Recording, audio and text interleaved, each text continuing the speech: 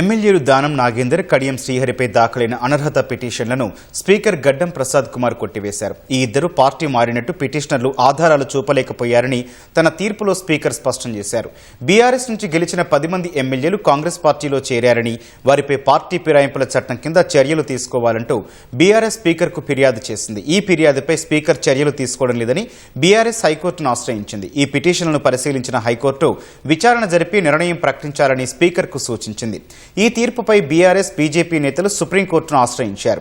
ఈ పిటిషన్లపై విచారణ జరిపిన సీజేఐ నేతృత్వంలోని ధర్మాసనం 3 నెలలలోపు విచారణ పూర్తి చేసి నివేదిక సమర్పించాలని స్పీకర్కు స్పష్టం చేసింది. ఈ మేరకు చర్యలు చేపట్టిన స్పీకర్ 10 మంది ఎమ్మెల్యేలకు నోటీసులు ఇచ్చారు. అందులో కడియం శ్రీహరి, దానం నాగేందర్ మినహా మిగిలిన 8 మంది సమాధానాలు ఇవ్వగా వారికి సంబంధించి విచారణ పూర్తి చేసి అందరికీ ఇప్పటికే క్లీన్ చిట్ ఇచ్చారు. కడియం, దానంలకు రెండోసారి నోటీసులు ఇచ్చిన స్పీకర్ ఈ నెల 4, 9 తేదీల్లో విచారణ పూర్తి చేశారు. ఇద్దరికీ క్లీన్ చిట్ ఇస్తూ ఇవాళ తీర్పు వెలువరించారు.